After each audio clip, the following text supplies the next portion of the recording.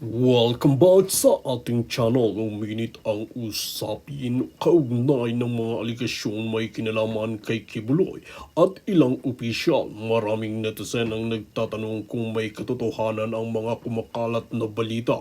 Sa ngayon, mahalagang hintayin ng opisyal na resulta ng anumang investigasyon. Ang anumang paratang ay dapat suportado ng matibay na ebidensya.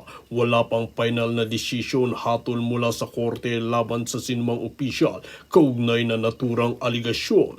Patuloy ang panawagan ng publiko para sa isang patas at transparent na investigasyon. Marami ang umaasang lalabas ang buong katotohanan at tamang proseso. Ang batas ay dapat pairalin ng walang kinikilingan. Hindi dapat agad paniwalaan ang mga usap-usapan na walang sapat na batayan. Mahalaga ang due process upang protektahan ang karapatan ng ilang nasangkot. Kung may ebidensya ng katiwalian, nararapat lamang itong imbestigahan ng maayos. Ang pananagutan ay dapat ibatay sa katotohanan at hindi sa haka-haka. Patuloy na binabantayan ng publiko ang bawat bagong development sa kaso. Marami ang nananawagan na pananagutan kung mapapatunayan may paglabag sa batas. Ang tiwala ng taong bayan ay nakasalalay sa pagiging tapat ng mga institusyon. Mahalaga ang responsableng pagbabalita upang maiwasan ang pagkalat ng maling impormasyon. Ang mga otoridad ang may tungkulin magsagawa ng masusing imbestigasyon. Ang katotohanan ay dapat manaig sa gitna ng iba't ibang aligasyon at opinyon. Hanggat walang final na desisyon, nararapat iwasan ang paghusga sa sinuman. Patuloy natin abangan ang mga opisyal na pahayag at ilang legal na proseso upang malaman ang buong katotohanan. Klaro sa lahat ng mga kababayan natin, dapat makalanan kung sino yung mga officials na tinutukoy niya na nagde-defend sa China. Ang ganda ni Inday. Kasi hindi pwede magbitaw ka ng gano'n na salita, Yep. hindi mo naman makalanan yung mga opisyal. At syempre, suspect kahit ang presidente natin kasali sa suspect report kasi walang pangalan, walang listahan ng pangalan. Ayun, Presidenteng Bangag. Ano? Yes. So, mga palangga, okay? Yan, imagine nyo. Okay? Pati, di ba kahapon pinag-usapan natin na kinakwestiyon nila bakit daw dinalaw ni Inday Sara yung mga sila Senator Marcoleta, si Mike Defensor, okay? So sabi ni Inday, bakit hindi? Kaibigan ko sila. Dapat tayo magpakita ng empathy and sympathy, sabi ni Sara. Pati ba naman yung pagbisita niya sa mga kaibigan niyang kinulong? Dahil sa panggigipit, dahil sa pagtatanggol sa kanya, ay gusto pang pagbawalan ng mga demonyong bangag. Bakit si Marcos Jr.? Pinagbabawalan ba namin siyang tumuwad? At magpatuslok ng kanyang buli? Di ba? Hindi naman? But ako, I'm looking forward talaga dito sa mga pangyayaring ito, mga kababayan. Okay? Dapat bago ano ba, di ba may kulam, may aron tayong kulam na ano? Meron tayong kulam orasyon? Akinsi, tegi, boom. Igusum, tegi, boom, tegi, boom, bangagtos. Yeah. So, wala puro si Sara, kahit anong gawin nila kay Sara, beautiful pa rin eh. Kahit magpakakalbo si Inday Sara, maganda pa rin talaga, patuloy na lumalaban. Right. Recently, ito, may yun nga, si Congressman Leandro Leviste. Sabi ng NBI, naku, hindi dumating si Leviste, dada. Bakit kamo? Pinatawag siya, sinupina siya dahil nga sa sinasabing siya daw ang financer doon sa mga bugaw-bugaw issue. Ang question natin dito, mga kababayan, sa bugaw-bugaw issue na binabato kay Leandro at kay Jing Paras na kesyo kanontrata, itong, was it Lito de Guzman? Okay, yung bugaw, pagbugaw talaga, do? Mga binubugaw, okay, at tinitaint lang or honey trap, issue na binabato kay Recto na kesyo sinisira lang daw ang kanyang reputation. Pero mga kababayan, nung sinabi ni Batibag na, nakita nga namin sa cellphone ni Bugaw, unang allegedly Bugaw, sabi niya, meron doon na mga matataas na tao na may mga pangalan. Ngayon ang question ko, nakita mo pala NBI Tibag na mahilig magpagawa ng peking money sa rekto. Peke, pati testimonya mo peke, pati mukha mo original. Ang original lang sa yung mukha mong pagkapangit at ang asawa mong mukhang inapakan ng pison ng mukha. Alright? Ngayon sinabi niya, mga kababayan, may nakita nga kaming mga matataas na tao.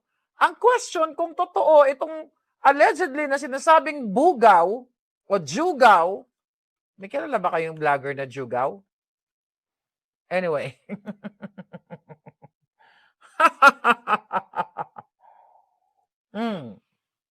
Marami yan, di lang yan nag-iisa. Anyway, ang question, kung nakita mo palang hayop ka na may mga matataas na tao doon sa telepono or sa phone book na kausap ng Bugaw o ng Jugaw, bakit si former congressman Jing Paras lang ang iyong ipapatawag at si Leandro Leviste?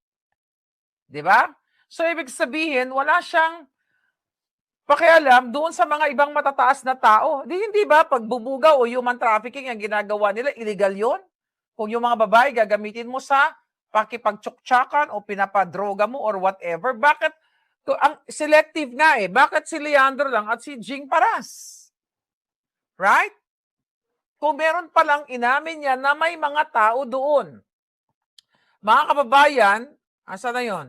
May mga tao doon daw na mga malalaki nakausap ng Bugaw. Hindi ba dapat paimbestigahan niya yan? So, ibig sabihin, mga malalaking tao nakita niya. Let's say, kung sino man yung nakita niya, pababayaan na lang niya na ginagamit ang bilat ng mga kababaihan kapalit ng pera ng bayan. Nakita niyo na, but I hope, wala nang I hope. Alam mo kasi ayoko na magsalita ng mga I hope hindi sila matuluyan. I hope wag naman silang kulungin. Sabi ko nga, look at Senator Marcoleta. Look at Mike Defensor. Sino ang mag-aakalang makukulong yang mga yan? Right? So wala na tayong I hope. Ikukulong yan. Attorney Jing Paras, if I were you, get out from the country. I don't know. Tutuluyan kanila. Leandro, if I were you, I don't know kung paano kayo lalaban. Lahat kayo, kukulong na mga yan. Kung ako sa inyo, it's either ganito lang yan, lumaban kayo ng harap-harapan, or, wala kasi, ang hirap naman pag umalis na kayo dyan. Wala nang lalaban. Kaya dapat, kung gusto nyo lumaban sa mga bangag, labanan nyo na ngayon. Sabi ni Jem Magbunga, si Recto mahilig sa latbi. Paano yung kinahiligan niyang latbi? Kororoy na. Kuroy. Kuritot na ang latbi ni Ate B ko, kororoy. Ay, magkaram yun na. Ang latbi ni B. Kurok. O, di ba?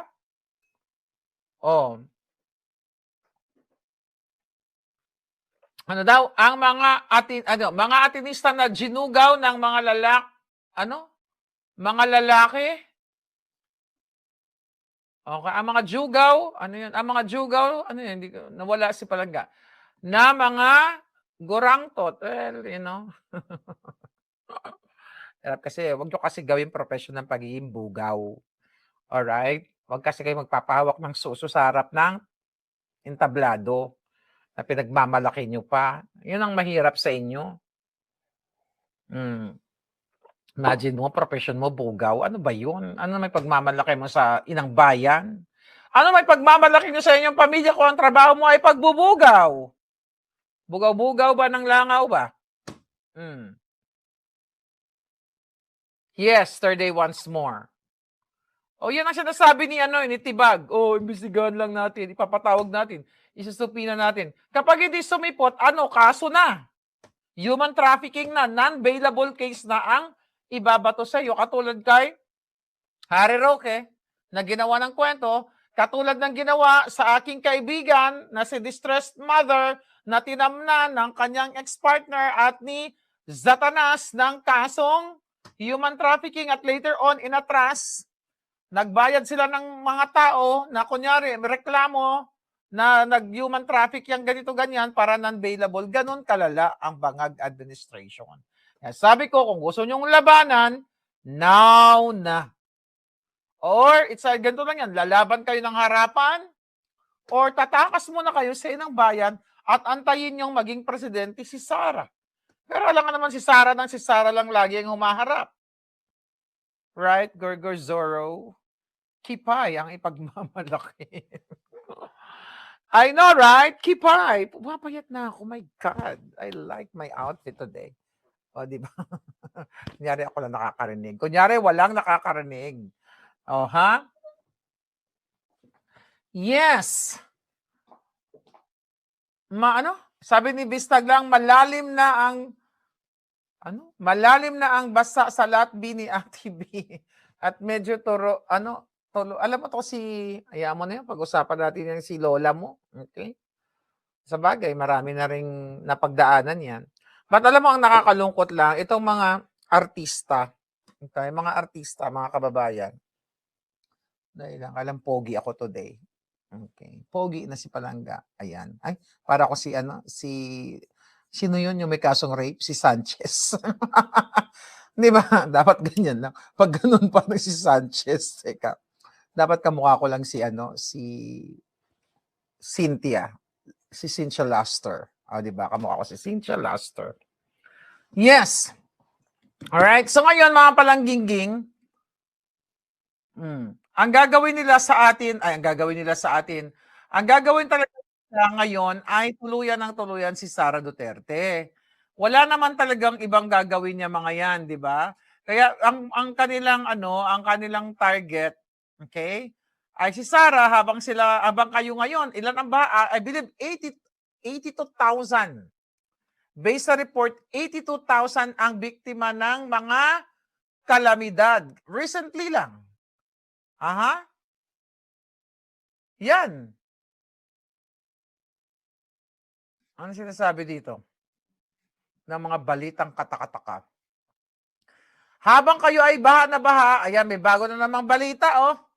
Pinaggugurgor hanggang magurgor. Pinagbangbang hanggang magurgor. Ang isang Indian national pinatumba ng riding in tandem sa Bacolod. Diba? Ang ganda ng balita, puro gurguran. Tapos ang sasabihin ng bangag na PNP ay bumaba daw ang krimen sa Pilipinas.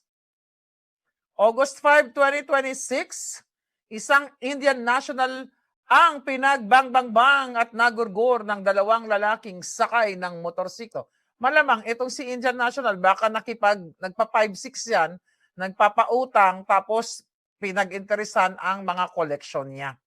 Matagal nang ginagawa yan ng mga riding in tandem. Natigil lang yan noong panahon ni Duterte dahil takot sila na mabang-bang-bang. Okay?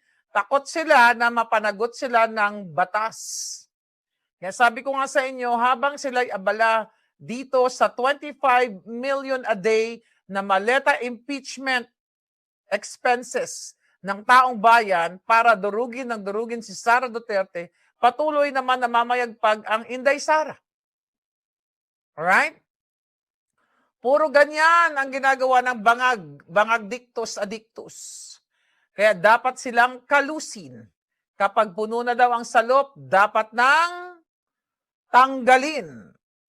Okay? Dapat na silang tanggalin ng bonggang-bongga habang ang mga presyo ng bilihin ay lumalagpas na hanggang langit. At abala sila sa 2028 election, natatakot promote kay Bigatla Robredo na kamukha na 10 kilograms ang kipay, di ba? Parang ang bigat-bigat ng kipay ni Robredo. Pag naglalakad, para siyang bibi na bitbit ang kanyang 10 kilograms na caps. Di ba? Andiyan si Vince, Ngiwi Dizon. Check up na naman ang mga baha-baha, chuchu-chuchu, pero ang Ilocos Norte na pinamumugaran ni Sandro Marcos, ang mga expose ni Manong Chavit tungkol dito sa mga infrastructures na hindi pa nasimulan or mga substandards o mga wasak-wasak na mga tulay, right? Ayaw tutukan ng DPWH kasi nga naman mabubuking lalo ng taong bayan. Bakit naman pupuntahan ni ni DPWH D-Zone? Okay? Yung mga anomalya sa Ilocos. Siyempre, pupunta sila kay Robredo na 10 kilograms ang keps para mukhang wala na silang, parang wala kasi silang pambato. Si virus is what? Negative 00.1. Tapos si Kepias, 10 kilograms, umaarangkada daw, okay? Sumusunod kay Vice President Sara Duterte. So naghahanap kasi ang bangag na ipopromote nila na kandidato for 2028 para nga naman nakipag-usap na yan sila para pag nanalo yung kanilang kandidato, which is malabo yan, kaya gusto nilang tanggalin si Sara Duterte o gusto nilang gurgurin lahat ng kalaban para makipagkasundo na kapag sino ang susunod na presidente, huwag panagutin si Sandro, si Liz Satanas, si Bangag. In your fucking dreams. Magbabayad kayo pati si Castro Impacta sa lahat ng kanyang mga kasinungalingan. Diba? Magpapakalat sila ng fake news, ibabato sa atin. Magpapakalat sila, Zoldico, nahuli na sa Prague. Yung pala, nagkapi lang. Harry Roque, nahuli na sa Austria. Marlica, nagtatago sa Mexico. O di ba yun ang mga pakalat ng mga jutang Ginemes? Naalala nyo ba? Zorro, sumagot ka. Ano sabi? Marlica, nagtatago sa Mexico. Magbabayad ng 2 milyon sa ikinaso sa kanya. Remember that? Ano nangyari? Umurong ang mga itlog. Anyway, I'm not gonna talk about it. But again, yung mga pananakot nila, nagtatago sa Mexico. Nandito ako ngayon nandito ako ngayon sa, ano bang lugar to? Spanish ang salita. Nandito ako kay Telma. Ano ba lugar mo, Telma?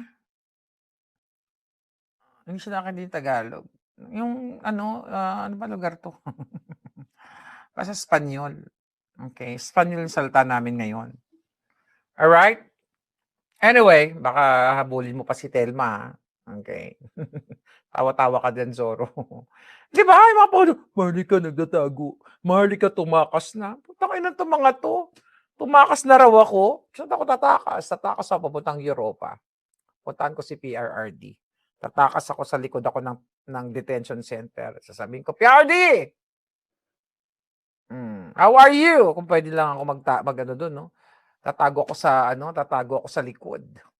Alright? So anyway, mga kababayan, dali lang ha, punasan natin. Yung cute ko nung walang salamin para akong Chinita Princess. Sino ba yung Chinita Princess? Parang Koreana. Ay, hindi ba nakaaway pala natin yung si Chinita Princess? Hindi, nasa ako, sige sabihin ko na sa inyo. Nasa Bolivia ako ngayon. Nasa Bolivia. Okay. Bukas sa Samoa naman ako. Asia. Alright. Yes, madam. Kasi nataon na nasa cruise ka noon. Tapos sabay labas sa balita, kinasuhan ka na daw. Sabi ni Jan, oo nga, magkakaroon daw sila ng $2 million sa akin. Di ba, yung mga fake news na mga putang inang ito, mga ulaga, Marlica. Di ba, meron pa silang balita, nakulong na, Marlica, gumurgur. Putang ina, saan ka nakakita yung gantong mukha? Hindi to gugurgur ng tao. My God, papakyut lang tayo everyday. Sayang naman si Cynthia Laster, di ba? Dudunisan mo yung kamay mo. Pwede kong gugurgurin yung yung mga bolati sa tiyan ni bolati sa tiyan ni Satanas, di ba? Nabutod. Oo nga eh. Sabi nga ni Ari Cambi, tatago daw ako sa Mexico, hindi na nag-margarita lang ako sa Mexico, right? Okay, sabi ni Vista, I remember before, hindi pa senador si Erwin Tolpok. Tumitira sa iyo, wala ring nagawa. Yun pa lang, time na yon, close na sila ni Baki at ni Bangag. Oo nga. Wala naman, di mo umubra ang Tulfo sa akin. Kaya pag mayroon kayong problema, Unfiltered. Boljakan. Maharlika. Isumbong na yon. Di ba? Ay, nako, mga yawa, mga impacto, puro ng kajotahan. Trolls, trolls, Bisaya, di ay si Inday. Oh, trolls lang ang ginugurgur ni Mas Mar. Oo, nagugurgur talaga ako ng trolls. Okay? Pero kapag mag-bash ka sa akin at legitimate yung ano mo, ang iyong Facebook, I don't care. Okay? Magmura ka, it's ako nagbumura dyan. Pero pag trolls kasi, pagka ni Satanas yan, pakana niya yan. Kaya mga trolls na dapat ginugurgur mo na yan, Soro eh. Birthday pala ngayon ni Trililing. Ano ang wish mo sa kanya? Sabi ni Celso Facundo, ang wish ko sa kanya, go to hell. Ang wish ko sa kanya, magpatuloy ka na, Trililing. Isa kang supot. Supot yan eh. Nalala ko dati, di ba? Parang, nalala ko si Trillanes. Alam mo, duwag. Si Trillanes, si Trililing ay isang duwag talawan. Kaya ang alam lang ay makikipagsabuatan sa ICC. Duwag yan. Paano naging sundalo yan? Oy, sino nakalala kay Trillanes? Okay, paano yan? Baka nagpatuwad-tuwad lang yan doon. 'Di ba? Kasi mukha siyang girl lalo. Wala naman masama kung girl lalo ka, pero paano naging sundalo ang isang talawan? Kasi ako kahit hindi ako sundalo, baka pagdating sa habulan, baka baka si Trillanes maiwan ko pa yan eh. Baka isang bali ko lang kamay yan. 'Di ba? Wish ko kay Trillanes sana manalo man lang siya kahit sa Caloocan, sabi ni Gorgor Zorro. Oo nga. Sabi ni Nets, slim ka na ngayon, effective. Oo nga, effective talaga yung diet ko. Effective. Tama mo, V-shape. Pero ito lang talaga. Ito lang, medyo ano ko lang sa inyo. Lahat ng mga majojoba. Dito mo yung liig ko. Sobrang walang kulubot. Walang botox. Walang kahit ano. Organic lang ang beauty. Last mo na yan, Trililing na birthday, sabi ni Kato B. No, you have to take care of yourself. Ako, I realized na hindi lahat ng lechon na nakahain ay kainin mo. Okay? Hindi lahat ng spaghetti o ng pansit o ng adobo ay lalagay mo sa katawan mo. Pwede kang kumain moderately. Parang alak lang yan. Di ba may nakalagay sa alak? Drink moderately. Okay? Kasi pag nilaklak mo yung alak, malalasing ka. Mabuang-buang ka hanggang sa maghuhubad ka na. Di ba may mga babaeng ganon? Naghuhubad, gusto magpaiyot dahil katulad ni Satanas. Pag nalasing na siya, gusto niyang bumika ka. Di ba? It's the same thing sa pagkain. Pag inubos mo lahat ng adobo na yan at ang kanin, magiging ganyan ang itsura mo. Magiging Sharon Cuneta ka. So para pumayat ka, magpapatapyas ka ng taba. Magpapagulgul ka. Nakita mo yung taba ni Sharon dito? Yung ditong hiwa pala niya. Ano yan? Yung hiwa niya sa kanyang braso. Grrrr! Parang binarena. Diba? Majoba siya. Yung pagpapayat nga, parang barena. Huwag kayong magpapayat ng babarenahan kayo. Alam nyo, kahit ano pang katawan mo ngayon, papayat ka. Kahit nga hindi ka mag-exercise eh. Basta wag mo lang isubo ng isang bandihadong kanin. Takpan mo yung bibig mo pag busog ka na. Lagyan mo ang tape. Hindi, pero totoo. I'm serious, hindi ako masyado nag-exercise. Pasayaw-sayaw lang ako dito. Hawak ko ang beat. Maganon-ganon lang ako, mga 20 minutes sa sayaw. Pero hindi regular. I have to be honest with you guys. What you eat is what you are, sabi nila, di ba? So, ba't naman, kung less than 1,200 calories ang ini-intake ko, kasi nga tamad ako mag-exercise. Kailangan ko umamin sa inyo, tamad talaga ako mag-exercise. Dati ang sipag-sipag ko mag-pilates. Diba? Recently, naging tamad-tamad ako kasi naging busy ako. So, ang ginagawa ko lang, pigilan ko na lang yung ngangabels ko. Pag nakita ko na binibilang ko na yung calories, alam ko na eh. Kapag 1 cup of rice, that's around 250 calories. Shit, konting ulam na lang makukuha ko dyan. So, dapat 1/2 lang ng rice. Mga ganon. Ay, kakain ako ng grapes o kakain ako ng gantong ganyan. Kakain ako ng papaya. Bilang na bilang ko na lahat. Nakabisado ko na lahat. Hindi man lahat. Lahat ng mga favorite ko. Itong curry na to, 4 ounce, around 200 calories. I'm good. Yeah. Pero siguro kung nag-exercise pa ako ng gusto, may abs na ako. Yeah. Kaso lang tamad ang lola mo pa. Hindi, busy kasi eh. Kaya, minsan, nagdadahilan lang ako. Wala. Sabi nga nila, if there's a will, there's a way. So, minsan kasi nagdadahilan lang. Pero ang importante ay hindi tayo kumakain ng mga nakaw sa kaba ng bayan. Tignan mo ang anak ni Tulfo. Yung lumaklak ng 6.8 million na alak sa Las Vegas. Diba itsura niya? Para siyang 10 lechon na pinagsama-sama. Yes, Judas Joe, nakita nyo, wala na yung tamulmol ko. Ayan o. Wala na. Dati visible yan eh. Diba double chin tayo? Ay, nako, ewan ko sa inyo. Chloe Pearl, correct, Maharlika, kung malakas ka kumain at hindi healthy, tataba ka. Hindi, totoo yun. Advice ko lang sa inyo, kasi marami kasing iba na, hindi rin, minsan hindi tayo nagbabasa or tamad lang tayo. Diba? So, tignan mo yung anak ni Tulfo, yung dalawa, ni Rafi Tulfo. Para silang pinakawalan sa koral ng babuyan na kinain lahat ng darak. Ganun ang mga baboy eh. Right? Yung mga baboy ramo. Ay no, baboy ramo. Actually, healthy yan kasi organic yung kinakain nila. Di ba yung mga baboy, kapag ang ginagawa ng baboy, kain, kasi gusto mo lang silang patabain ng patabain. Tayo din naman tao, pag tayo ng kain, magiging kamukha tayo ni Rap Tulfo at ni Maricel Tulfo. Di ba? Hindi lang yun. Yung suso hanggang lupa. Di ba? Anong gusto nyo? Suso hanggang lupa? O yung suso nyo ng suso ng dalaga? Wala nang leeg. Okay? Kasi wala silang disiplina sa katawan. Right? Walang disiplina. Lamon ng lamon. Kasi, social. Nasa 5-star hotel tayo ngayon. Kain natin lahat ng baboy and everything. Ako, dumating na ako sa point ng buhay ko na kahit hainan mo ako ng...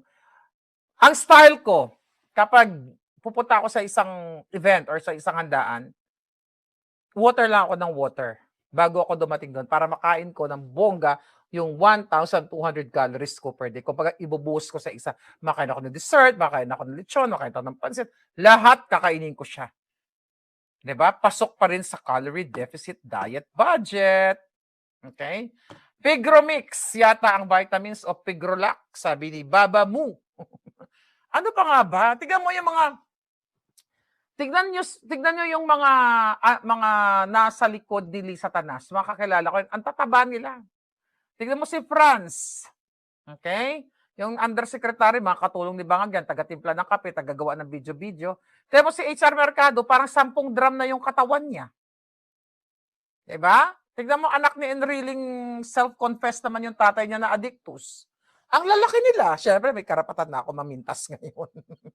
Di ba? Kaya magpapayat tayo para mamintas tayo sa mga Pigrolac. Di ba? May karapatan na tayo mamintas kapag ang leeg natin manipis na. Di ba? So anyway, nakita mo yung mga itsura nila? Okay? Yung mga politiko na hindi na sila makalakad, di ba? Hindi na makalakad kasi yung kanilang mga itlog na iipit na ng taba.